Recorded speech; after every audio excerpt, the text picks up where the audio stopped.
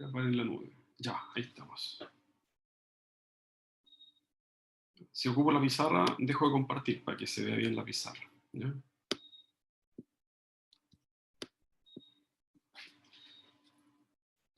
Ya.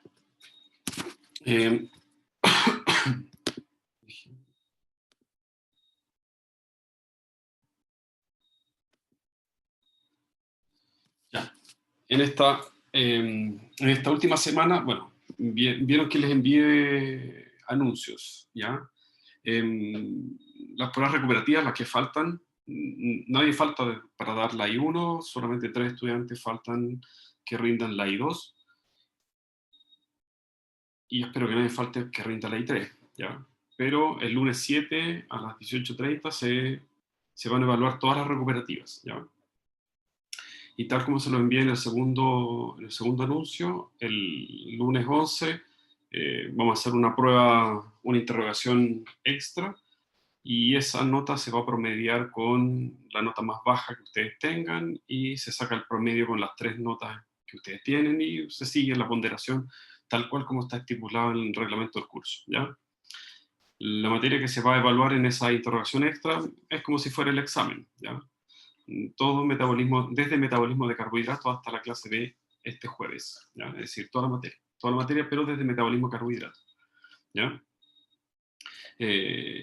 Obviamente el que quiera dar la prueba es libre de darla, pero una vez que la dan, se considera la nota que se saquen, es decir, sea buena o sea mala, siempre se va a promediar con una de las 3 interrogaciones, obviamente la más baja, ¿ya? Para que, ¿ya? Para que en el fondo den la prueba de lo que realmente quieran subir su promedio, ¿ya?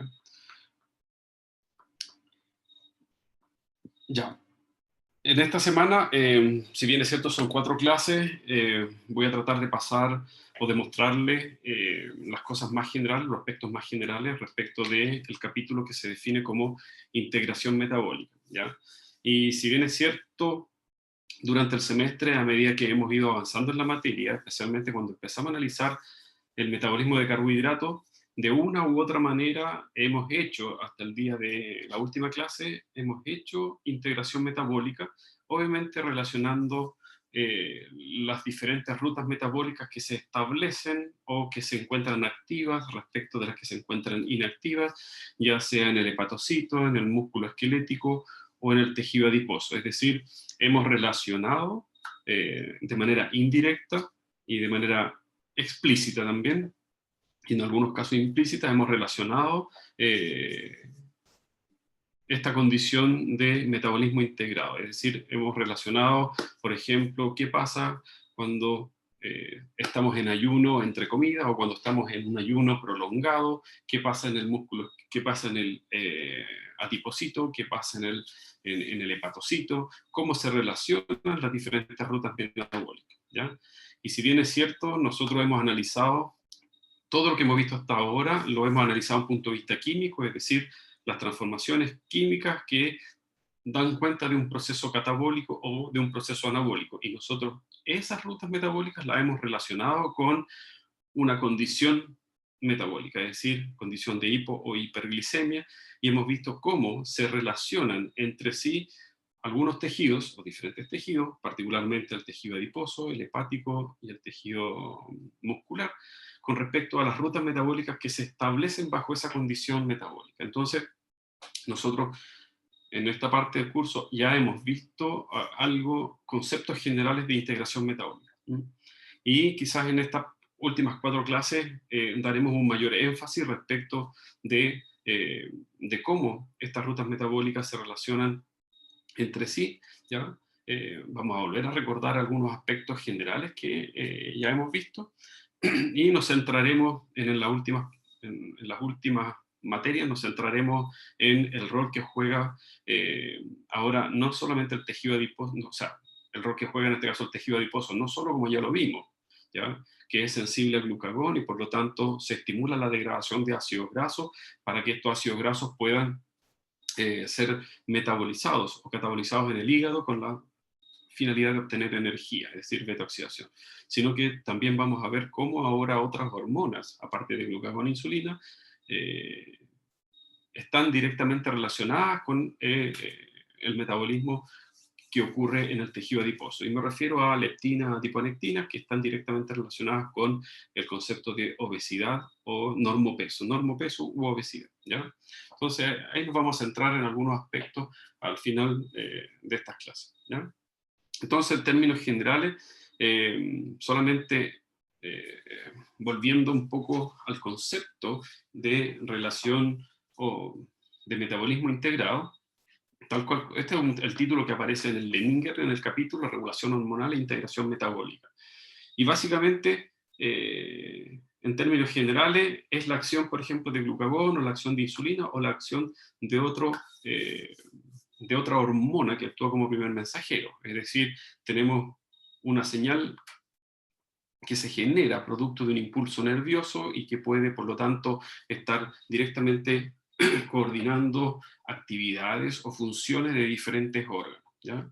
Y eso va a significar la secreción de alguna hormona en particular y que va a generar un efecto del tipo, ya sea, a nosotros nos interesa un efecto directo, por ejemplo, sobre diferentes rutas metabólicas en estos órganos en particular. Entonces hablamos de efectos exocrinos o efectos endocrinos. ¿Ya? Aquí no voy a entrar, eso es más fisiología, solamente para ponerlo en el contexto general de la acción de ciertas hormonas, ¿ya? Y si nosotros tomamos como ejemplo glucagón e insulina, que es lo que hemos visto hasta ahora, bueno, glucagón e insulina son secretadas por el páncreas bajo ciertas condiciones metabólicas. Cuando hay una disminución de la concentración plasmática de glucosa, se estimula la secreción de glucagón por el páncreas y ese glucagón tiene un efecto, viaja a través de la sangre y tiene un efecto sobre las células blanco. Y las células blanco en este caso era el hepatocito o puede ser el adipocito o puede ser, por ejemplo, músculo esquelético, particularmente hepatocito y adipocito.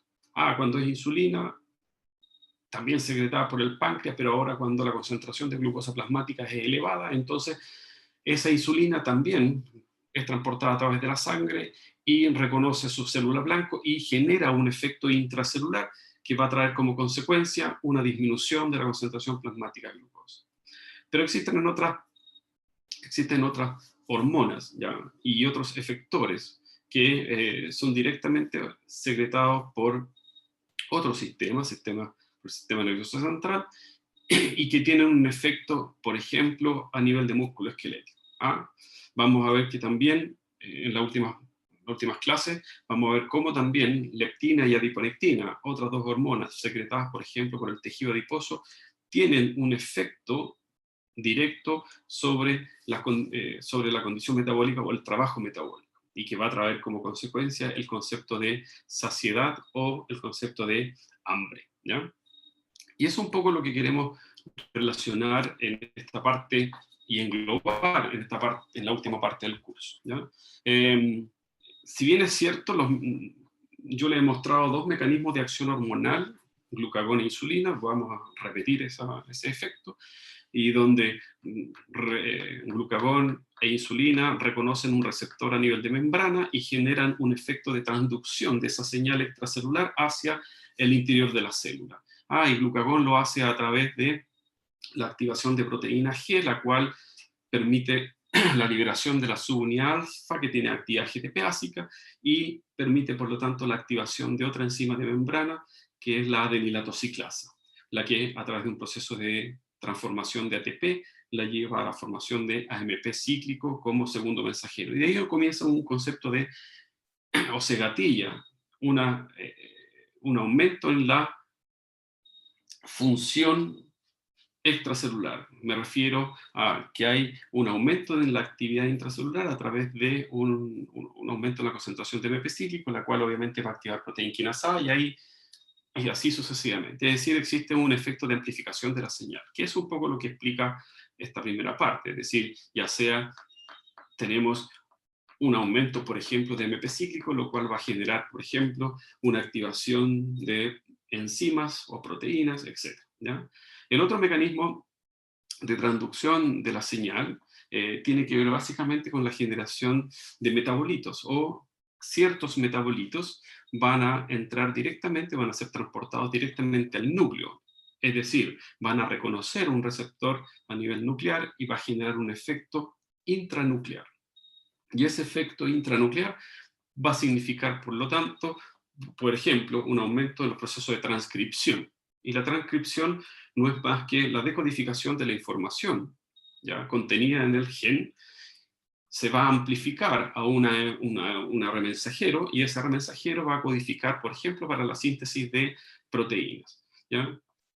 O síntesis de enzimas. Entonces va a haber una amplificación, una activación, o puede haber una inhibición a nivel nuclear, y eso va a traer como consecuencia procesos alterados respecto de la normalidad, en función ya sea de la síntesis de nuevas enzimas o de nuevas proteínas.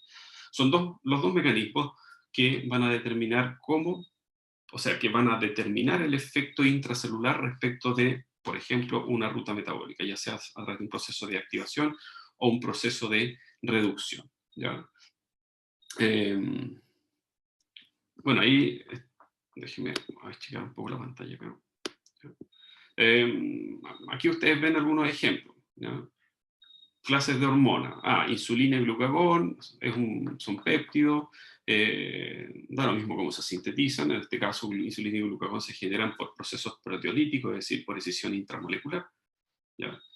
Y básicamente actúan a nivel de receptor de membrana a través de la activación de segundos mensajeros. Por ejemplo, glucagón, AMP cíclico. Para el caso de insulina, no sé, una proteína quinasa B dependiente de insulina, ¿ya? Pero acá hay otro, los esteroides, derivados del colesterol, vitamina D, retinoides, etc. Si ustedes se fijan, esteroides, vitamina D, retinol, los dos primeros son derivados del colesterol, y básicamente ellos actúan a nivel nuclear. ¿Regulando qué cosa? La transcripción. Y la transcripción no es más que aumentar o disminuir, activar o inhibir, por ejemplo, la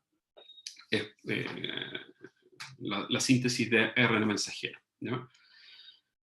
Después de la transcripción viene el proceso de traducción o de traslación, que tiene que ver con la síntesis de proteína obtenida directamente de ese mensajero. Entonces, una forma de aumentar la concentración plasmática de proteínas o de enzimas es favorecer un proceso de activación a nivel nuclear, ¿ya? Y ahí hay algunos ejemplos, ¿ya?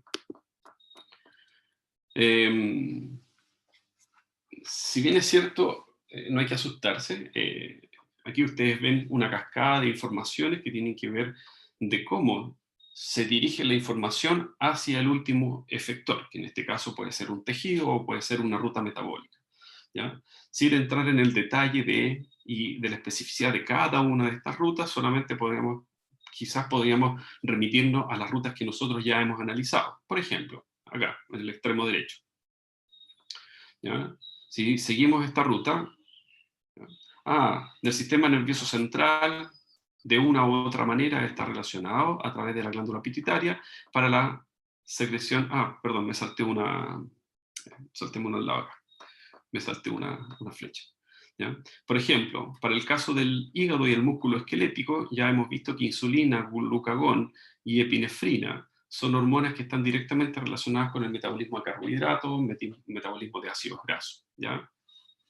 Son secretadas particularmente, como ya mencionaba anteriormente, por las células del páncreas, y quien regula, ¿ya?, la secreción de insulina y glucagón son los niveles plasmáticos de glucosa, ¿ya? Aquí nosotros hemos visto cómo insulina y glucagón, secretadas por el páncreas, cuando varían o cambian los niveles plasmáticos de glucosa, tienen un efecto directo sobre el hígado y el músculo. Y eso tiene relación directa con, si es glucagón, con un aumento de la expresión, por ejemplo, de proteínas que van a determinar la captación de glucosa, es decir, un aumento de la síntesis de GLUT4 o GLUT2, ¿ya?, que aumenta la captación de glucosa plasmática hacia el citosol. Y se favorece la síntesis, por ejemplo, si aumenta la captación de glucosa, se aumenta obviamente la síntesis de glicógeno y su almacenamiento. Después se activa la glicólisis y, por lo tanto, de una u otra manera existe un mecanismo de activación mediado, por ejemplo, por insulina, que dice relación con la capacidad de almacenamiento de glicógeno de glucosa como glicógeno y posteriormente de glicólisis, y ese exceso de átomos de carbono, acuérdense que nosotros la dirigimos hacia la síntesis de ácidos grasos. Por lo tanto, va a haber una relación directa entre la síntesis de glicógeno, glicólisis y la síntesis de ácidos grasos en el citosol del hepatocito. Y eso obviamente mediado, por ejemplo, por insulina. Entonces, si recuerdan, insulina tiene un efecto directo sobre la activación de la síntesis de fructosa 2,6-bifosfato, es decir, hay una activación de la enzima bifuncional PFK2, fructosa bifosfatasa 2, en la cual se activa la función quinasa y se inhibe la función fosfatasa, elevando los niveles plasmáticos de fructosa 2,6-bifosfato, el cual actúa como un potente activador de la glicólisis e inhibidor de la gluconogénesis. Entonces, se activa la glicólisis. Después también, por acción de la proteína quinasa A, se activaba la piruvato quinasa, ¿ya? Y esa piruvato quinasa, acuérdense que era regulada también por regulación covalente, en que, perdón, dije proteína quinasa A, no. La piruvato quinasa es regulada covalentemente y por un proceso de desfosforilación mediada por la activación de la PP1, se favorece la la activación de la piruvato quinasa, y eso activa también la glicólisis. Entonces, podemos relacionar, por lo tanto, procesos de activación a nivel de una ruta metabólica en particular, ¿ya? En el caso de la glicólisis, por ejemplo, una condición de hiperglicemia mediada por insulina, ¿ya? Y si ustedes se fijan en el cuadrito al lado, epinefrina tiene también un efecto sobre hígado, músculo esquelético y músculo cardíaco. Y epinefrina es el homólogo a glucagón en el hígado. Si ustedes se fijan, glucagón no tiene un efecto, epinefrina no tiene un efecto, espérate, hígado, músculo, bueno, está bien. Epinefrina, que es secretada por la médula adrenal, fíjense, y esto es gobernado directamente por el sistema nervioso central, a diferencia de insulina y glucagón. Es decir, tenemos que la acción de epinefrina sobre el músculo esquelético, ¿ya?, es idéntica a la de glucagón en el hígado. Por lo tanto, la diferencia va a estar en que hay una respuesta a la secreción de epinefrina mediada por la médula adrenal, directamente gobernada por el sistema nervioso central, llega a ser un efecto mucho más rápido y eficiente, ¿ya?, la secreción de epinefrina que la secreción de glucagón. Y eso es porque la secreción de glucagón está directamente relacionada con una disminución plasmática de la glucosa. En cambio, la de epinefrina tiene un efecto directo debido a esta condición de ataque o huida, ¿ya? Es decir, cuando la persona entra en un estrés, el sistema nervioso central pone alerta, secreta, estimula la médula adrenal y se secreta epinefrina. ¿Con qué finalidad? Porque la epinefrina, al actuar directamente sobre el músculo esquelético, permite la degradación de glicógeno, obtención de energía, para favorecer los procesos de contracción muscular. Entonces, así el individuo arranca, así que lo están asaltando, ¿ya? Entonces, si bien es cierto, existen dos mecanismos mediados por diferentes tipos de moléculas, ¿ya?, pero el efecto es diferente. Epinefrina actúa preferentemente sobre el músculo esquelético, muy poco sobre el hígado. Y glucagón actúa sobre el hígado y no actúa sobre el músculo esquelético. ¿Por qué? Porque las funciones que tiene el músculo esquelético respecto del hígado son completamente diferentes. El músculo esquelético es glicolítico, requiere de mucha energía o alto requerimiento energético y está directamente relacionado para el proceso de contracción muscular. En cambio, el hígado es un órgano que permite regular las concentraciones plasmáticas de glucosa, entre una de las tantas funciones, y además la otra, la más importante, el proceso de detoxificación de moléculas, ¿ya? Entonces, ahí ustedes tienen un ejemplo de la relación que existe entre el efector, o el primer efector, sobre el órgano en particular, y cuál es el efecto que tiene ese efector sobre la ruta metabólica en cada uno de estos tejidos. Y si ustedes se fijan, la génesis o los efectos que van a determinar su liberación, ¿ya? Al plasma, en este caso a la sangre, son completamente diferentes. ¿Ya? Una depende de los niveles plasmáticos de glucosa, otra depende directamente de una señal del sistema nervioso central, por dar un ejemplo. ¿Ya?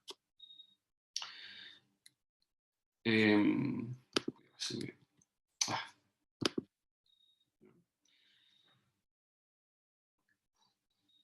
Si bien es cierto, esta es una diapo que yo la podría asociar más a fisiología de sistema, pero básicamente lo que hace es resumir las principales funciones de los órganos. ¿Cuáles nos interesan a nosotros dentro de lo que nosotros hemos visto durante el semestre?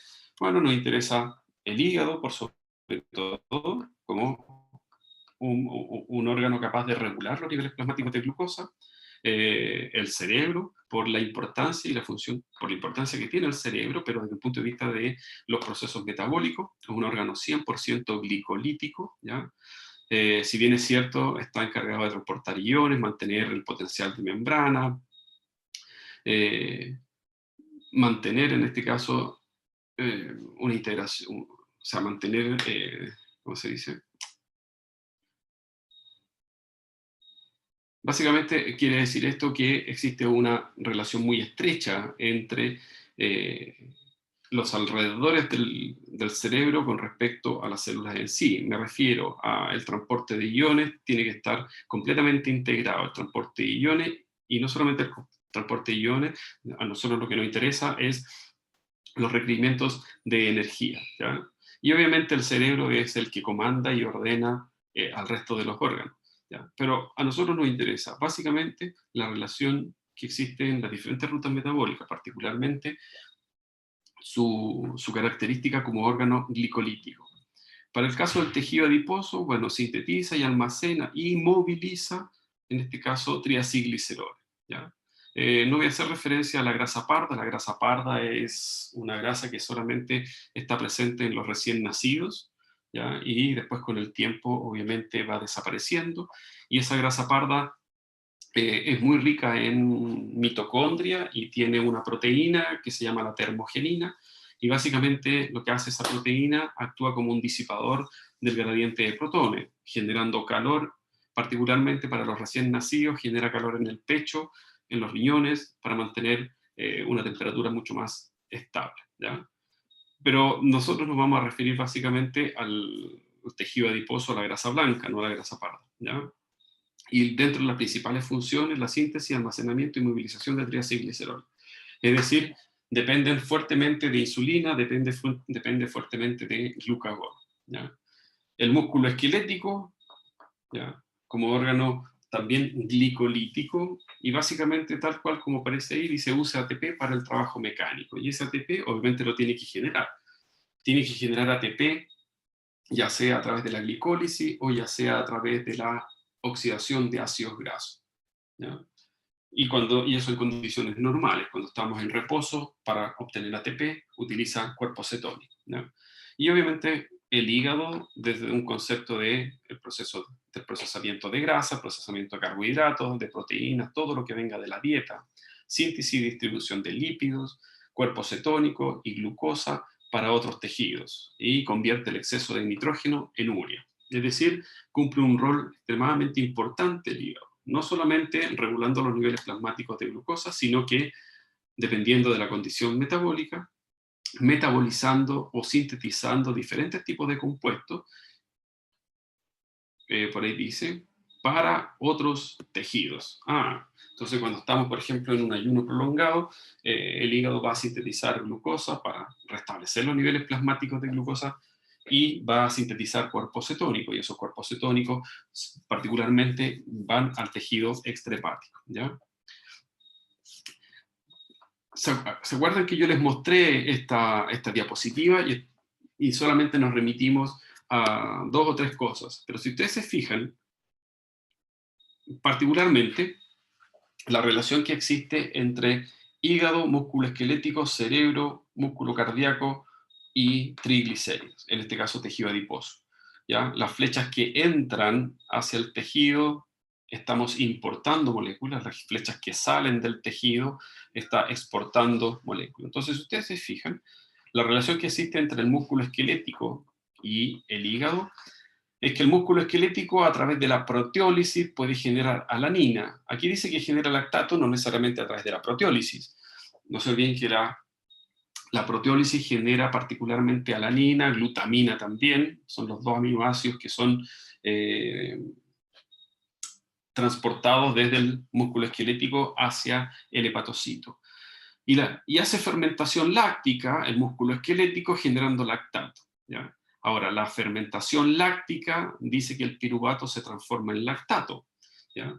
Y la síntesis de alanina es cuando el piruvato obtenido de la glicólisis se transamina con glutamato para generar alanina. Entonces, las principales moléculas que sintetiza el músculo esquelético es lactato y alanina. ¿Qué pasa con el lactato y alanina? El lactato y la alanina son transportadas a través de la sangre hacia el hígado. Entonces, el músculo esquelético exporta lactato y alanina, en cambio, el hígado importa el lactato y alanina. ¿Y para qué importa el lactato y la alanina? Para hacer gluconeogénesis. Aquí dice glicólisis y gluconeogénesis, pero ya sabemos que cuando el lactato es transportado y la alanina es transportada hacia el hepatocito, es para proveer de átomos de carbono para los procesos gluconogénicos. Entonces, aquí tengan cuidado porque no es que el lactato y la alanina vayan a la glicólisis, sino que va a depender obviamente de la condición metabólica.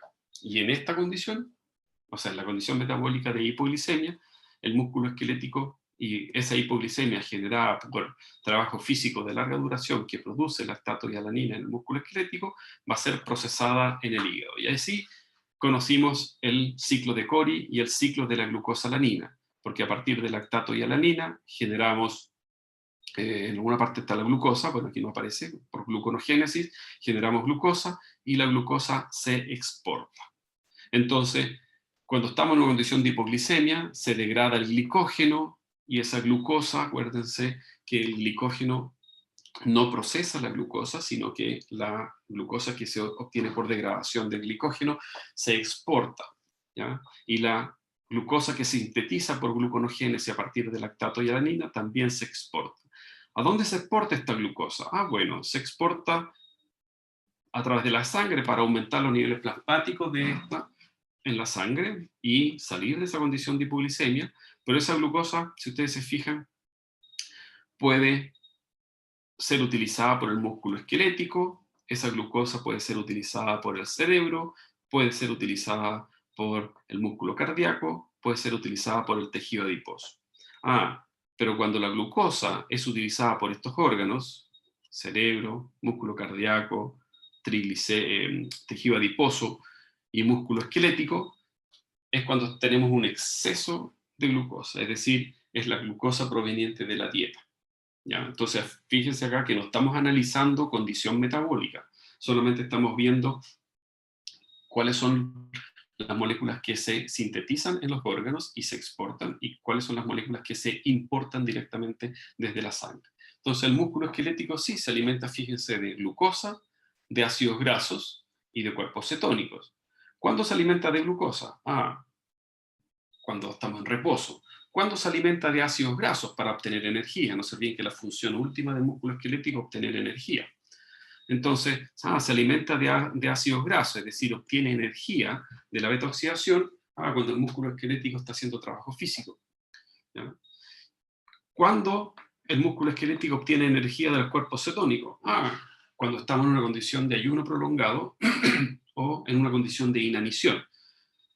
Y en esa condición no se sintetiza glucosa o la suficiente glucosa como para restablecer los niveles plasmáticos de esta y a su vez alimentar a los diferentes órganos. Entonces, si bien es cierto, aquí el músculo esquelético utiliza glucosa como sustrato o importa glucosa, importa cuerpo cetónico y ácidos grasos, va a depender de la condición metabólica y de los requerimientos de energía y de la condición en la cual se encuentra este músculo esquelético, ¿ya? Entonces no se olviden, ¿cuándo va a obtener glucosa?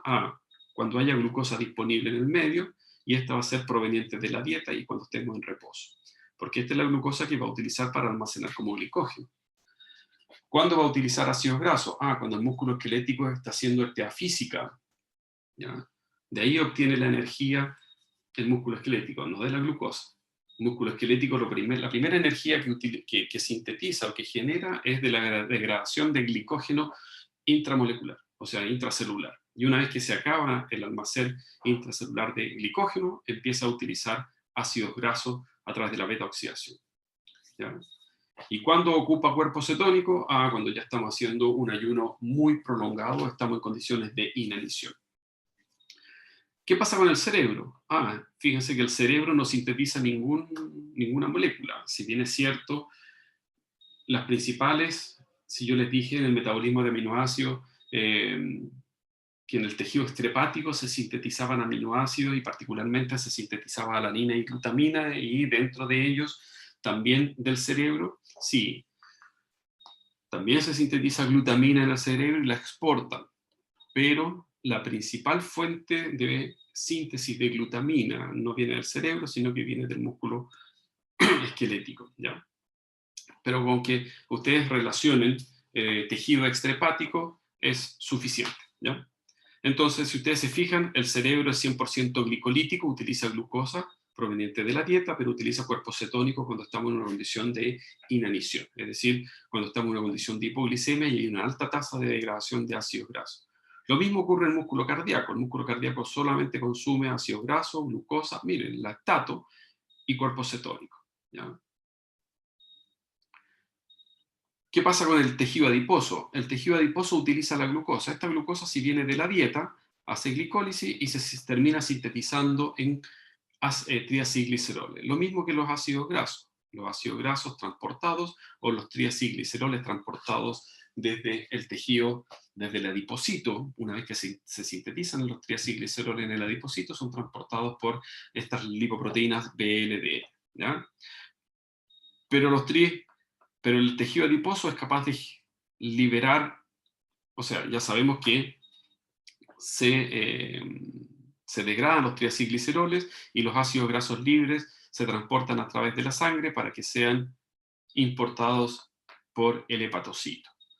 No se olviden que estos ácidos grasos están directamente relacionados con la ruta metabólica para la generación de energía que está asociada a estos procesos gluconogénicos o biosintéticos, ¿ya? Entonces, particularmente el tejido adiposo libera ácidos grasos y gliceroles, los cuales son transportados por el torrente sanguíneo hacia el hepatocito, ¿ya? Entonces, si ustedes se fijan, existe una relación muy estrecha entre el hígado, músculo esquelético, cerebro, o tejido adiposo, si uno lo piensa en estos tres órganos, que son sensibles a insulina, o son sensibles a glucagón, o son sensibles a epinefrina, ¿ya? Si uno vuelve a la diapo anterior, el hígado y el músculo son sensibles a insulina y glucagón. El hígado, el músculo y el corazón son sensibles a epinefrina. Entonces, están estrechamente relacionados a través del metabolismo de carbohidratos, metabolismo de aminoácidos, metabolismo de ácidos grasos, ¿ya? Lo mismo ustedes pueden ver en esta diapo. Este diapo, si no me equivoco, es del Matthews, ¿ya? Exactamente lo mismo. No sé, pues veamos un ejemplo. Glucosa en la sangre elevada, es decir, en una hiperglicemia. Después de una comida, esa glucosa se almacena como glicógeno y esa glucosa, si estamos en reposo, esa glucosa va hacia la síntesis de ácidos grasos, triacilgliceroles, los cuales van a ser transportados por estas lipoproteínas de LDL hacia el tejido adiposo. ¿Qué pasa cuando estamos en una condición de hipoglicemia? Los ácidos grasos sufren beta-oxidación para generar CO2 y agua, y en este caso para obtener energía. El glicógeno, por su hidrólisis, genera glucosa, y esta glucosa es exportada, ¿ya? Aquí lo único que falta en esta diapo es decir que esta es exportada. Pero si ustedes se fijan, no está siendo modificada en el mismo órgano, significa que esta glucosa no entra a la glicólisis, ¿ya? ¿Qué pasa con los aminoácidos cuando estamos en una condición de inanición? Cuando estamos en una condición de inanición, ¿ya? Este es un ayuno muy prolongado, son los aminoácidos gluconeogénicos los que permiten sintetizar glucosa. Y son los ácidos grasos a través de la beta-oxidación los que van a generar, por un lado, la energía y por otro lado van a generar cuerpos cetónicos, ¿no? Y lo mismo ustedes pueden relacionar qué pasa en una condición de hiperglicemia, hipoglicemia y en una condición hipoglicemia, pero entre comidas, ¿ya? Generalmente asociada a la noche. Si la última comida fue a las 8 o 9 de la noche y después el desayuno a las 12 horas después, 8 o 9 de la mañana, a eso se refiere particularmente a un ayuno entre comidas. Inanición es cuando ya hablamos de varios días de no ingesta de nutrientes, ¿ya? Em, no sé, pues, músculo esquelético. Utiliza la glucosa para almacenar como glicógeno y el resto de la glucosa hace glicólisis y fermentación láctica. Hace fermentación láctica si el músculo esquelético está haciendo trabajo físico, ¿ya? Cuando hay hipoglicemia, si ustedes se fijan, no utiliza glucosa, sino que utiliza ácidos grasos para la obtención de energía. Y obviamente sintetiza cuerpos cetónicos, ¿ya? Y para el caso de inanición, utiliza los ácidos grasos para la síntesis del cuerpo cetónico y proteólisis para generar aminoácidos, ¿ya? Ahora, muchos de esos aminoácidos son exportados al tejido extrahepático. ¿Para qué? Para favorecer, por ejemplo, la gluconogénesis, ¿ya? Es decir, estamos hablando de aminoácidos gluconogénicos o aminoácidos cetogénicos, ¿ya? Para que ustedes vean un ejemplo. Y ahí tienen todas las rutas, ¿ya? La relación que existe entre el músculo esquelético, hígado, tejido adiposo, cerebro y riñones, ¿ya? Entonces, no sé, veamos un solo ejemplo. Eh, ya, músculo esquelético, cuando está haciendo fermentación láctica, genera el lactato, y fíjense, el lactato es transportado hacia el tejido adiposo, perdón,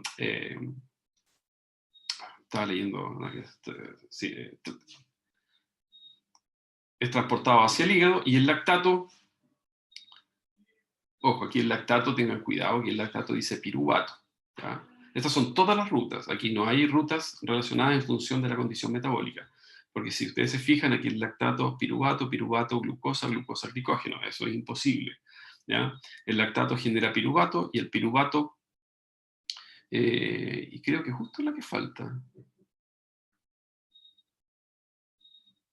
Piruvato genera glucosa, aquí está bien, y esta glucosa es la que no va a formar glicógeno. El glicógeno se forma en el hígado solamente cuando hay un exceso de glucosa plasmática, es decir, hiperglicemia. Entonces, si el músculo esquelético está haciendo trabajo físico, estamos suponiendo que se está generando una condición de hipoglicemia, por lo tanto, el lactato generado en el músculo esquelético va a ser transportado hacia el hígado y va a generar glucosa. Y esta glucosa va a ser transportada nuevamente hacia el tejido extrahepático, ¿ya? Y ahí tenemos el famoso ciclo de Cori. Pero la glucosa, ¿ya?, no solamente es transportada al músculo esquelético, sino que también es transportada al tejido extrahepático cerebro, y ahí en el cerebro se oxida CO2 o es transportada hacia el riñón, y en el riñón, bueno, la flecha viene al revés, entonces para acá nomás. Y me falta la otra flecha que es acá está. Y esa glucosa que puede también llegar hacia el tejido adiposo. Pero aquí tienen que considerar que esta glucosa que se sintetizó en el hígado no va a ser utilizada para la síntesis de ácidos grasos en el tejido adiposo, ¿ya? Porque aquí estamos en una condición de hipoglicemia. La primera función es restablecer los niveles plasmáticos de glucosa, y esta glucosa, por lo tanto, la que está considerada acá en el tejido adiposo, es la que proviene directamente de la dieta, ¿ya? Así que tampoco, digámoslo, esta flecha no hagan una relación de esta diapo en función de la condición metabólica, ¿ya? Pero bueno, en general, si uno quiere relacionar las rutas metabólicas, aquí también, vuelvo a insistir, estas son las diapos que aparecen en Lenin en el capítulo de integración metabólica. Aquí están todas las rutas posibles respecto, por ejemplo, de la glucosa 6-fosfato. Las rutas no están en función, o no se encuentran en función de la condición metabólica, ¿ya? ¿Qué pasa con la glucosa 6-fosfato? Esa glucosa 6-fosfato se puede almacenar como glicógeno, hiperglicemia. La glucosa 6-fosfato, acuérdense que primero se tiene que transformar en glucosa, un fosfato, UDP-glucosa, y se sintetiza glicógeno. Entonces el punto 2 está relacionado a una condición de hiperglicemia. La glucosa 6-fosfato puede ser transportada, dice, como glucosa plasmática. Significa que la glucosa 6-fosfato entra al retículo endoplasmático, en el hepatocito, ¿ya? Se desfosforila, genera glucosa y esa glucosa es exportada. Entonces esto está relacionado con una condición de hipoglicemia. O la glucosa 6-fosfato puede seguir la vía de las fosfatopentosas para generar NADPH, que es indispensable para la síntesis de ácidos grasos. Y no se olviden que esta ruta es una ruta paralela a la glicólisis que se da en una condición de hiperglicemia, ¿ya? Para generar azúcares de 5 átomos de carbono. Y estos azúcares de 5 átomos de carbono, si bien es cierto, pueden generar nucleótidos. Si no hay síntesis de nucleótidos, vuelve a un intermediario de la glicólisis, ¿ya? La glicólisis puede hacer glicólisis, la glucosa 6-fosfato, pero esta está directamente relacionada a una condición de hiperglicemia. Una vez que se genera el piruvato y se transforma en acetil-CoA, ¿ya? En una condición aeróbica, estamos suponiendo también que hay altos requerimientos energéticos, ¿ya? Y no solamente alto requerimiento energético, ¿por qué? Porque el complejo piruvato deshidrogenasa, acuérdense, ese complejo piruvato deshidrogenasa, si bien es cierto, es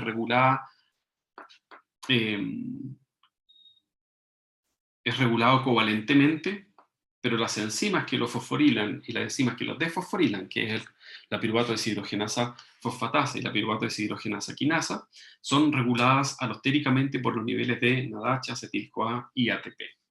¿Ya? Entonces, también ocurre en una condición en la cual hay alto requerimiento energético y ese piruvato se transforma en acetil-CoA.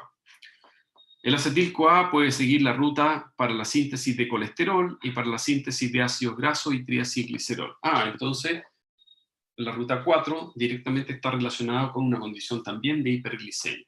Entonces, hiperglicemia lleva hasta la síntesis de acetil-CoA. Ya sabemos que ese acetil-CoA se condensa con oxalacetato, forma citrato, el citrato sale de la matriz mitocondrial y lleva hacia la formación de malonil-CoA, ¿ya? Y el proceso de transformación de acetil-CoA hasta los sustratos del ácido graso sintasa, que es malonil-CoA, está activado por insulina, no se olviden.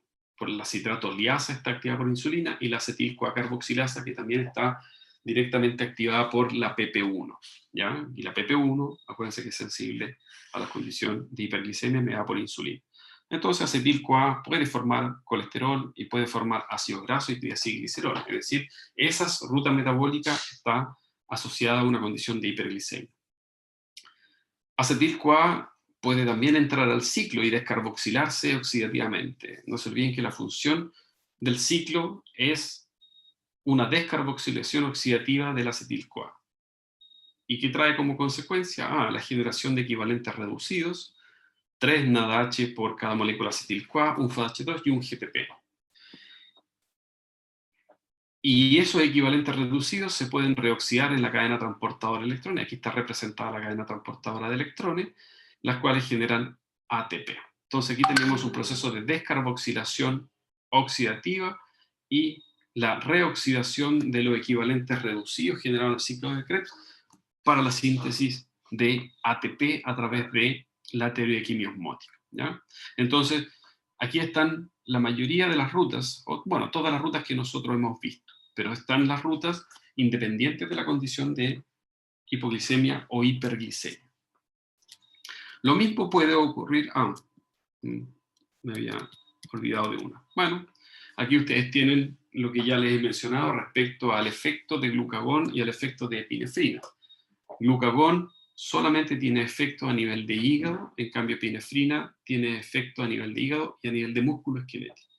Y si ustedes se fijan, a nivel de hígado, y eso va a depender claramente de la función del hepatocito, hay una degradación de glicógeno y la glucosa 6-fosfato se termina transformando en glucosa y la glucosa se exporta.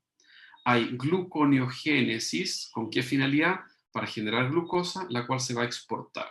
Es decir, la función principal del hígado, mediada por glucagón, en una condición de hipoglicemia, es siempre generar glucosa para ser exportada al tejido extrahepático. Por lo tanto, hay un aumento de la glicogenólisis hepática, hay un aumento de la gluconeogénesis hepática y hay una disminución de la glicólisis o inhibición de la glicólisis hepática. En cambio, en el músculo esquelético, ¿ya?, también hay un aumento de la glicogenólisis. La única diferencia está en que el músculo esquelético degrada el glicógeno solo para obtener energía para sí mismo, ¿ya? Es decir, hay hidrólisis de glicógeno o glucogenólisis y hay, fíjense, glicólisis. Por lo tanto, está activa la glicólisis, pero no está inactiva la gluconogénesis. No hay gluconogénesis. Esa es la diferencia, ¿ya? En esta condición está activa la gluconogénesis en el hígado y está inactiva la glicólisis. En cambio, en el músculo esquelético está activa la glicólisis, nada más. Y no está inactiva la gluconogénesis. ¿Por qué? Porque no hay gluconogénesis. ¿Y por qué no hay gluconogénesis? Porque el músculo esquelético carece de la enzima glucosa 6-fosfatasa, ¿ya? A diferencia de lo que ocurre con el hepatocito, que esta enzima está ubicada en el retículo endoplasmático liso, ¿ya? ¿Qué pasa para el caso de los aminoácidos? También ustedes pueden observar todas las rutas metabólicas, y nosotros no las vimos todas, ¿ya? Pero todas están relacionadas, ¿ya? Por ejemplo, aminoácidos aquí. El pool de aminoácidos intracelulares puede servir para la síntesis de proteínas que están directamente relacionadas con el recambio de proteínas, ¿ya? Y estas proteínas, ¿ya?, y estas proteínas pueden ser transportadas, es decir, proteínas plasmáticas, etc., ¿ya? Los aminoácidos también pueden salir del hepatocito, ser transportados, por ejemplo, hacia otros tejidos, ¿ya? Nosotros básicamente nos referimos a cómo estos aminoácidos se metabolizan, sus átomos de carbono y el átomo de nitrógeno, ¿ya? Si bien es cierto, también yo les dije que los aminoácidos separamos este componente, eh, o sea, el aminoácido se estructura, acuérdense que lo separamos en los grupos que tienen átomos de nitrógeno y en el otro grupo que tiene átomos de carbono, ¿ya? Entonces, sí, los aminoácidos pueden ser utilizados para la síntesis de nucleótidos, hormonas, porfirina, etcétera, o bases nitrogenadas, sí. Pero no es el aminoácido en sí, sino que es el átomo de nitrógeno, ¿ya? Pero los aminoácidos, si ustedes se fijan, podemos transformarlo en un proceso, por ejemplo, aquí dice, lo transformamos en piruvato. Sí, pueden transformarse en piruvato en un proceso de deaminación, ¿ya? Este 4A que aparece aquí está referido, por ejemplo, al caso de alanina. Y alanina no es que elimine el grupo amino por una deaminación no oxidativa, sino que la alanina, acuérdense, transamina el grupo amino en un alfa-cetoglutarato y esa alanina se transforma en piruvato. Por lo tanto, aquí tenemos una reacción de transaminación y este grupo amonio, por ejemplo, ahora presente en glutamato, sí se deamina oxidativamente, ¿ya? Aquí está alanina, piruvato, amonio, aquí puede ser cualquier otro aminoácido. Yo me refería a alanina porque es el único que se puede transformar directamente en piruvato, ¿ya? Pero si aquí tenemos alanina que viene del músculo esquelético, en una reacción de transaminación genera amonio, bueno, otros aminoácidos pueden generar piruvato, aminoácidos gluconeogénicos pueden generar piruvato, y en esta reacción, si es reacción de transaminación, va a generar generalmente glutamato. Y ese glutamato se tiene que deaminar oxidativamente, el grupo amonio entra al ciclo de la urea como carbomoil-fosfato para eliminar estos átomos de nitrógeno como urea. Entonces, ¿qué pasa con el esqueleto hidrocarbonado? Dependiendo, obviamente, si estamos en una condición de hipoglicemia, ¿ya?, la alta tasa de metabolización de aminoácidos va a generar piruvato y ese piruvato va a ir hacia la síntesis de glucosa. Pero no se olviden que si estamos en una condición de hipoglicemia, producto de un ayuno prolongado o producto de una actividad física prolongada, esa glucosa es exportada hacia el tejido extrahepático, ¿ya? Aquí dice glicógeno en el músculo. No, no se olviden que el glicógeno, ya sea en el músculo o en el hepatocito, se sintetiza solo cuando estamos en una condición de hiperglicemia, es decir, de los carbohidratos provenientes de la dieta, ¿ya? Entonces, en una condición de hipoglicemia, generada por un ayuno prolongado o por actividad física prolongada, hay proteólisis en el músculo esquelético, se sintetiza alanina o glutamina, los cuales son transportados hacia el tejido adiposo, y en el tejido adiposo, perdón, al tejido hepático, no adiposo, al tejido hepático, y en el hepatocito, los aminoácidos, ya sea por transaminación o de aminación oxidativa, se metaboliza el átomo de nitrógeno para la eliminación de urea. Es decir, está activo el ciclo de la urea. El esqueleto hidrocarbonato se utiliza para la síntesis de glucosa porque está activa la gluconogénesis y esa glucosa se exporta al tejido extrahepático, ¿ya? Si esa glucosa vuelve al músculo esquelético, está relacionado con el ciclo de la glucosa alanina. Pero el piruvato, proveniente de los aminoácidos, también puede transformarse en acetil-CoA. Entonces ahí tenemos aminoácidos cetogénicos y los que hacen gluconogénesis, tenemos aminoácidos gluconogénicos, ¿ya? Y esa acetil-CoA, que puede provenir de los aminoácidos cetogénicos, también va hacia la síntesis de ácidos grasos.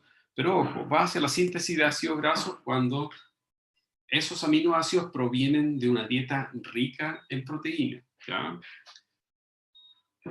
Esto no viene de una condición de hipoglicemia. En hipoglicemia, el acetil-CoA, con suerte, va a generar cuerpos cetónicos, ¿ya? Acuérdense, si estamos en condición de hipoglicemia, el acetil-CoA, preferentemente que proviene de la beta-oxidación, va a generar cuerpos cetónicos. Entonces, ¿cuándo el acetil-CoA va a generar ácidos grasos? Cuando estamos en una condición de hiperglicemia. Pero esos son átomos de carbono de azúcar. ¿Cuándo van a venir de proteína? Cuando esas proteínas provengan directamente de la dieta. Pero el acetil-CoA puede sintetizar ácidos grasos y posteriormente triacilglicerol, ¿ya? O el acetil-CoA puede entrar al ciclo de Krebs, y del ciclo de Krebs, si ustedes se fijan, cadena transportadora de electrones, y se descarboxila oxidativamente el acetil-CoA, y aquí aparece otra flecha que a mí no me gusta mucho, porque me está diciendo, quiero que está diciendo esto, que el acetil-CoA cuando entra al ciclo, si bien es cierto, se descarboxila, pero aquí aparece un intermediario gluconogénico. Eso es solo, considerando los aminoácidos, eso es solo para los aminoácidos gluconeogénicos, ¿ya? Que no provengan, obviamente no pueden provenir de acetil-CoA. Entonces, este piruvato ya sabemos que se puede transformar en glucosa porque el piruvato entra a la matriz mitocondrial, se transforma en oxalacetato por la piruvato carboxilasa, el oxalacetato se transforma en malato, el malato sale de la matriz mitocondrial, se vuelve a oxidar a oxalacetato y después se fosforila y se descarboxila para generar fosfonolpiruvato. Y ahí sigue la ruta gluconogénica, ¿ya? Esta flecha a mí no me gusta en el sentido en que aquí está mostrando que acetil-CoA entra al ciclo y sale un intermediario gluconogénico. Eso es falso solamente para aminoácidos gluconogénicos. Ya les mostré en la última clase que los aminoácidos gluconogénicos pueden generar como productos de su metabolización otros intermediarios del ciclo de Krebs, como por ejemplo puede generar succinil-CoA, alfa-cetoglutarato, succinil-CoA, succinato, malato u oxalacetato. Y esos son los que se sintetizan o los que pueden sintetizar glucosa, ¿ya? Pero esa glucosa, vuelvo a insistir, bajo esa condición metabólica no se puede transformar en glicógeno. El glicógeno solo se sintetiza cuando estamos en una condición de hiperglicemia o carbohidratos provenientes directamente de la dieta, ¿ya? Entonces, ¿qué es lo que muestran estas diapositivas en el Deniger? Todas las rutas metabólicas, pero ahí tienen que tener cuidado respecto de cómo relacionar estas rutas metabólicas con la condición metabólica, ¿ya? Y esta es la de ácidos grasos, ¿ya? También, los ácidos grasos pueden ser almacenados como lípidos en el hígado, o pueden sintetizar triacilgliceroles. Ahora, si sintetiza triacilgliceroles, después estos van a ser transportados, por ejemplo, al tejido adiposo. Entonces, ¿cuándo se sintetizan ácidos grasos? Cuando tenemos una dieta muy rica en grasa o una dieta muy rica en carbohidratos. Y obviamente estamos en reposo, entonces hay síntesis de ácidos grasos y esos ácidos grasos permiten, por lo tanto, sintetizar triacilgliceroles, los cuales pueden ser transportados por estas lipoproteínas, ¿ya? Los ácidos grasos libres también pueden ser transportados a través de la sangre. No se olviden que siempre son transportados asociados a albúmina. O los ácidos grasos en el hepatocito pueden ser beta oxidados con la generación de NADH, y este NADH, ¿ya?, va a ser directamente reoxidado en la cadena transportadora de electrones para generar ATP. La beta-oxidación genera acetil-CoA, ese acetil-CoA puede generar colesterol, sales biliares o hormonas esteroidales. Vuelvo a repetir nuevamente, si hay síntesis de colesterol, no estamos en una condición de hipoglicemia, estamos en una condición de hiperglicemia o bajo condiciones de una dieta rica en grasas, ¿ya? ¿Cuándo la acetil-CoA entra al ciclo de Krebs? Cuando requiere descarboxilarse oxidativamente, cuando hay alto requerimiento energético, y generalmente hay alto requerimiento energético en el hígado cuando el músculo esquelético está haciendo trabajo físico o cuando estamos en una condición de hipoglicemia y tiene que favorecerse la síntesis de energía o de ATP para, por ejemplo, la gluconeogénesis, ¿ya? Pero también se puede descarboxilar oxidativamente en el ciclo de Krebs y reoxidarse en la cadena transportadora de electrones y a través de la tiroquina osmótica sintetizar ATP, ¿no? El acetil-CoA también puede formar cuerpo cetónico. ¿Y cuándo va a formar cuerpo cetónico? Cuando hay una alta tasa de degradación de ácidos grasos en una condición de hipoglicemia, producto de un ayuno prolongado o de una actividad física prolongada, ¿ya? ¿Y por qué se forman cuerpos cetónicos? Porque el acetil-CoA no puede entrar al ciclo. ¿Y por qué no puede entrar al ciclo? Porque el oxalacetato está siendo utilizado preferentemente para procesos gluconeogénicos. Entonces la concentración de oxalacetato es pero tan pequeña que la cantidad de acetil-CoA que se genera por la beta-oxidación es tan alta que no puede entrar al ciclo. Hay una baja utilización de intermediarios del ciclo para descarboxilar oxidativamente el acetil-CoA. Entonces, en esas condiciones, el acetil-CoA forma cuerpo cetónico y lo que hace el hepatocito es exportarlo al tejido extrahepático, ¿ya?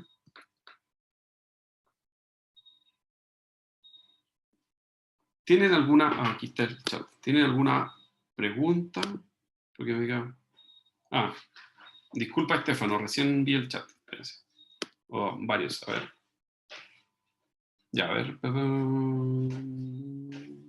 Franco. Entonces, ¿no ocurre beta-oxidación en el músculo? Porque había leído que la beta-oxidación igual ocurría... Sí, ocurre en el músculo. ¿Ya? El músculo esquelético preferentemente utiliza glucosa y ácido graso como fuente de energía. Cuando está en reposo, preferentemente glucosa para almacenar, obviamente, también como glicógeno.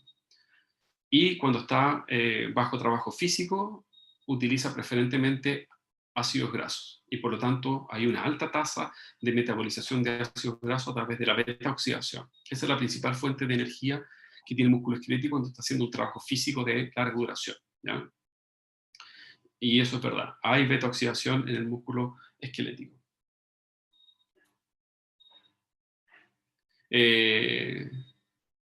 Si bien es cierto, la principal fuente, Franco, si bien es cierto, la principal fuente para la síntesis de cuerpos cetónicos es a nivel hepático. La literatura también dice que, y explica que músculo esquelético también puede sintetizar cuerpos cetónicos, ¿ya? Pero la tasa de síntesis de cuerpos cetónicos es extremadamente baja. Como no se olviden que la síntesis de piruvato, por ejemplo, cuando el músculo esquelético está haciendo trabajo físico de larga duración, es decir, cuando hay actividad física, preferentemente hay una condición para la síntesis de lactato, es decir, cuando baja la presión parcial de oxígeno. Y ahí hay otros aspectos fisiológicos que van a determinar por qué el músculo esquelético se transforma en anaeróbico. Y en esa condición, preferentemente, se sintetiza lactato, ¿ya? Entonces, ese piruvato no va a entrar a la matriz mitocondrial para transformarse en acetil-CoA, sino que se va a transformar en lactato en el citosol del músculo, del miocito, ¿ya? Entonces, si se está transformando en lactato, ¿de dónde obtiene la fuente de energía el músculo esquelético para seguir haciendo contracción muscular, o seguir con su contracción muscular? Tiene que degradar ácidos grasos, ¿ya? Entonces, si bien es cierto, si ese ejercicio es prolongado, ojo, yo no soy fisiólogo y menos fisiólogo del ejercicio, pero si hay un ejercicio prolongado, también hay proteólisis y hay una alta tasa de metabolización de aminoácidos, hay una alta tasa de síntesis de lactato. Entonces, ¿cómo obtiene energía el músculo esquelético? Tiene que alguien entrar al ciclo de Krebs. Y ahí empieza a favorecerse la beta-oxidación. Entonces hay una alta demanda de ácidos grasos, hay beta-oxidación, y la beta-oxidación, ya sabemos, genera FADH2, que se oxida rápidamente en la cadena transportadora de electrones a través de la quinona.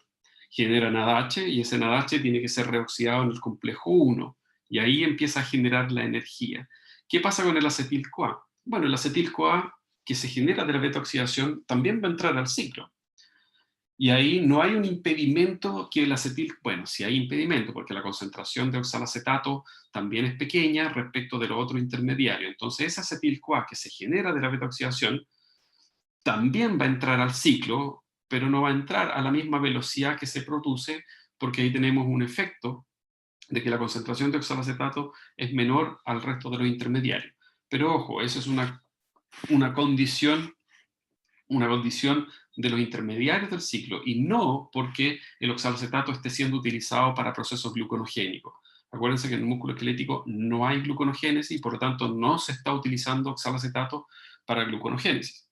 Entonces el acetil-CoA de la beta-oxidación también va a entrar al ciclo, se va a oxidar, y como el músculo esquelético está haciendo trabajo mecánico, trabajo físico, y hay alto requerimiento energético, el ciclo de Krebs se va a mantener activo, porque se van a estar reoxidando los equivalentes reducidos en la cadena transportadora de electrones.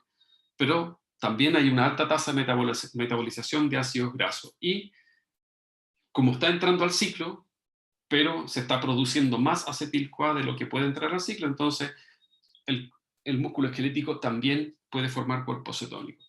Pero la tasa de formación de cuerpos cetónicos en el músculo esquelético es muy, muy, muy menor, por no decir despreciable, respecto de la tasa de formación en el hígado bajo esas mismas condiciones, ¿ya? Voy respondiendo de a poco. No sé quién hizo la pregunta, el Franco, ¿ya?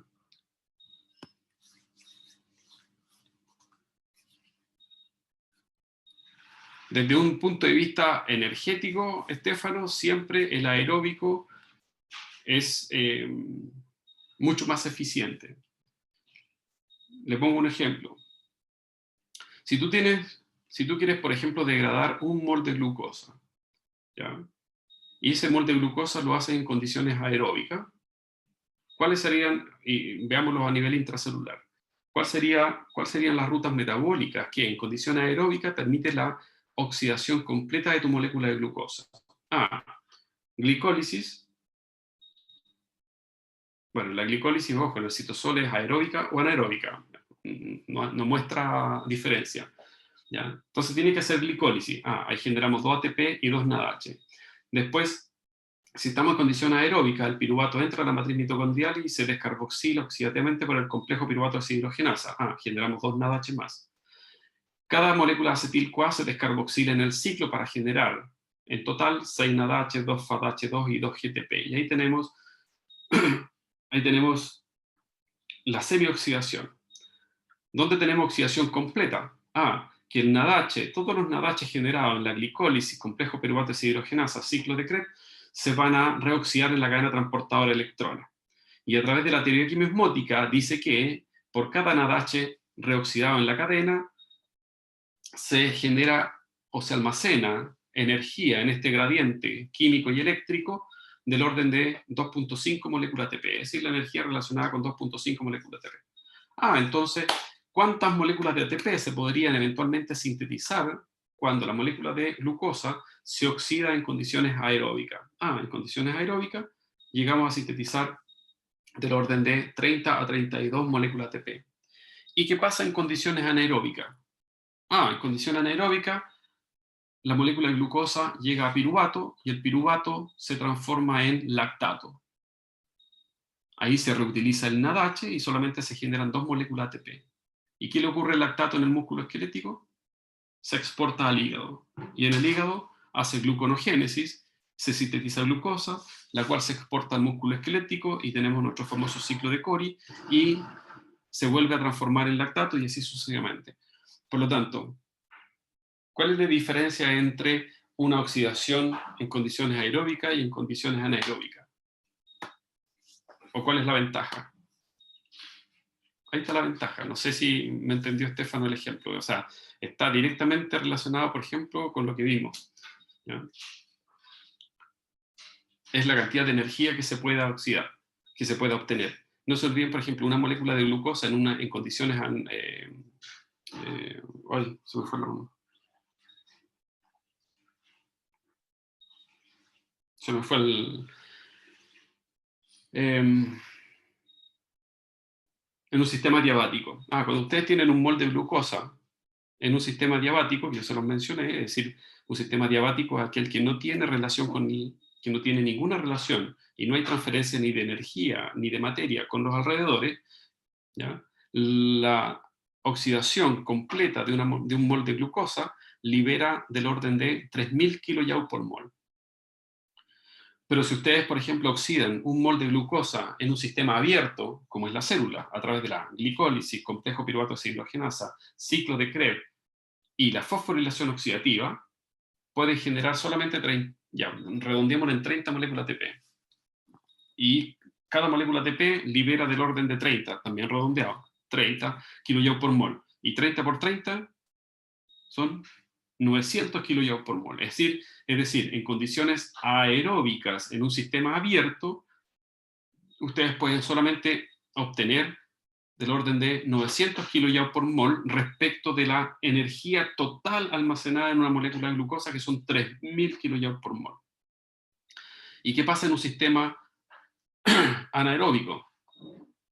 La glucosa se transforma en piruvato y piruvato en lactato y ahí hay un ciclo. Por lo tanto, solamente por cada mol de glucosa se generan 2 moléculas ATP.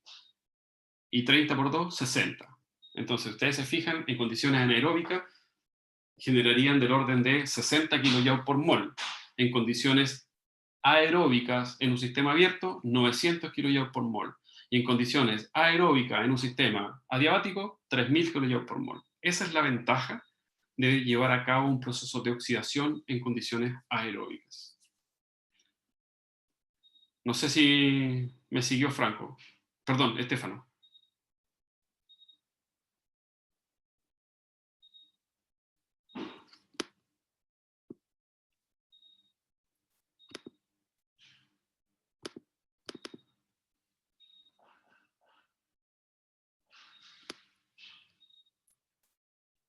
No. Se quedó dormido Estefano. Ok.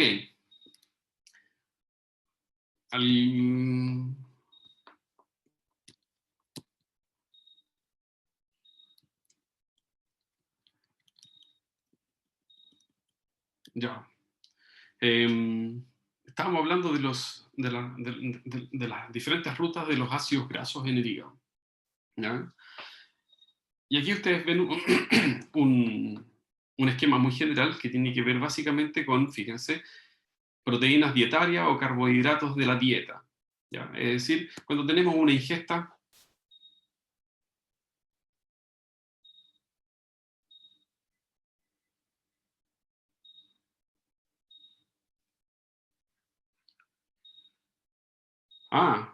Si existe una diferencia en el consumo de oxígeno en la metabolización completa de ácidos grasos con respecto a glucosa. ¿A qué te refieres, Franco? ¿Te refieres... ¿A qué te refieres? Primero. ¿Acaso existe una diferencia en el consumo de oxígeno?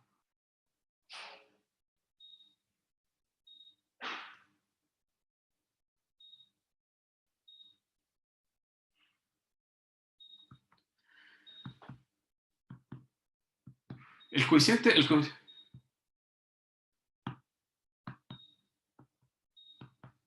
mm,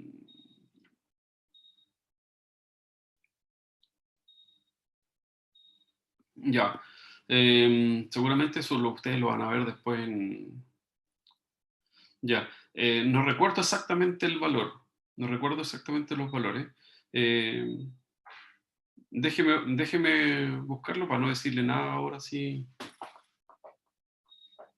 Déjeme buscarlo y le contesto.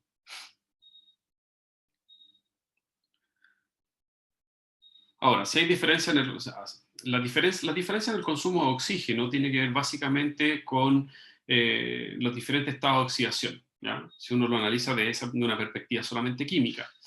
Si ustedes quieren, por ejemplo, podrían eventualmente comparar un mol de glucosa, y cuando me refiero a un mol de glucosa, a una molécula de glucosa, podrían eventualmente comparar un mol de glucosa con un mol de un ácido palmítico, que es el ejemplo que nosotros hemos visto, un C16H6, perdón, C16-0, no pueden, aunque sea un mol. ¿Ya? ¿Por qué? Porque la glucosa tiene 6 átomos de carbono, en cambio el ácido palmítico tiene 16 átomos de carbono. Los procesos de oxidación y el consumo de oxígeno obviamente va a depender también de el estado de oxidación del número de átomos de carbono y del estado de oxidación de cada uno de esos átomos de carbono. ¿Ya? Entonces, si uno quiere comparar el consumo de oxígeno, por ejemplo, entre una molécula de glucosa, lo tiene que hacer con un hexanol, es decir, con un ácido graso de 6 átomos de carbono. Y si ustedes ven, para el caso de un ácido graso, sería un CH3, CH2, CH2, CH2, CH2, COO. ¿Ya? Ese sería el hexanol. El, el ácido graso, o el ácido hexanoico, perdón. Yo le puse hexanol, un alcohol. El ácido hexanoico. ¿Ya? Entonces, de los 6 átomos de carbono del ácido hexanoico, uno ya está completamente oxidado, que es el carboxilo. En cambio, los otros 5, son puros grupos metilos o metanos, CH2, CH2, CH2, CH2, CH3, es decir, la forma más reducida del alcohol. Por lo tanto, el gasto de oxígeno en el proceso de oxidación de esos 5 átomos de carbono va a ser siempre mayor que para el caso de la glucosa, que tiene 6 átomos de carbono, uno de ellos es un aldehído y los otros 5 son alcoholes. Es decir, ya tienen un grado de oxidación previo. Por lo tanto, ¿hay diferencias? Sí. Sí hay diferencias respecto del consumo de oxígeno en los estados de oxidación entre dos moléculas, pero del mismo número de átomos de carbono. ¿Ya? Pero la razón exactamente una respecto de la otra, no me acuerdo. Eso se lo voy a buscar. Pero sí hay diferencias.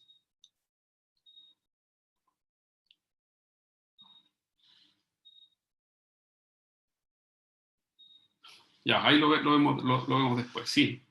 ¿Ya? ¿Ya? Pero sí, igual hay diferencias. ¿Ya? Si yo quiero comparar el consumo de oxígeno entre dos moléculas, va a depender obviamente del estado de oxidación de cada una de ellas, y eso sí se va a hacer evidente en los procesos asociados, por ejemplo, a la cadena transportadora de electrones. No se olviden que la oxidación está directamente relacionada con los procesos de oxidación y de reoxidación en la cadena. ¿Ya?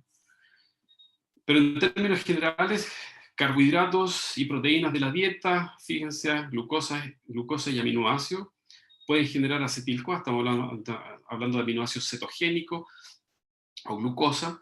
Si estamos en condiciones provenientes de la dieta, significa que estamos generando una condición de hiperglicemia, que insulina tiene un efecto directo en la transformación de piruvato a acetil-CoA. ¿Ya? Es acetil-CoA, pero insulina también tiene un efecto sobre la síntesis de ácidos grasos. Entonces, cuando hay un alto contenido de carbohidratos, un alto contenido de aminoácidos o de proteínas, estos van a canalizarse a través de la síntesis de triacilgliceroles. Y ya vimos que insulina tiene un efecto en la activación de la ruta metabólica hacia la formación de acetil-CoA y de acetil-CoA hacia la síntesis de ácidos grasos, citratoliasa, acetil-CoA carboxilasa. ¿Ya? El exceso de acetil-CoA, fíjense, forma cuerpo cetónico, pero cuando estamos en una condición normal, ¿ya? De hiperglicemia, pero en individuos normales, ahí sintetizamos ácido graso, pero cuando estamos hablando de individuos, por ejemplo, de personas que tienen la patología de diabetes, esto está exacerbado, es decir, la síntesis de cuerpos cetónicos a partir de acetil-CoA está exacerbado. Entonces, preferentemente en personas diabéticas o aquellos que llevan un ayuno prolongado, no ayuno prolongado, personas diabéticas que comen constantemente, van a formar preferentemente cuerpos cetónicos. Y la formación de cuerpos cetónicos en una persona diabética, es decir, que ingiere carbohidratos, que ingiere proteína, que ingiere grasa, es solamente debido a que es incapaz de utilizar los carbohidratos como fuente de carbono o como fuente de energía.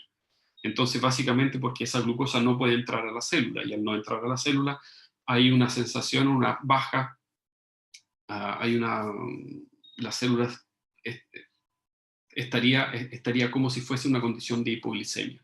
Entonces, básicamente, la obtención de energía no se obtiene de la glucosa, sino que se obtiene de los ácidos grasos. Entonces, hay una alta tasa también de oxidación de ácidos grasos en las personas que sufren de esta patología. Y por eso que coman lo que coman, el acetil-CoA preferentemente va hacia la formación de cuerpos cetónicos, ¿no? Ya, dejemos hasta aquí porque yo voy a las 3:20 y tampoco la idea es darles tanta información. Pero si ustedes se fijan, es básicamente cosas que ya hemos visto y que yo las estoy tratando de relacionar en términos bastante generales, ¿no? Así que la clase de mañana vamos a terminar de ver algunas cosas de regulación general, ¿ya? Y para enfocarnos en algunas hormonas, o sea, para enfocarnos particularmente en aquellos sistemas que están directamente relacionados con el concepto de saciedad y de hambre, ¿no? A no ser que quieran hacer alguna pregunta. ¿Alguien? A ver, déjenme revisar el chat. ¿Alguien preguntó?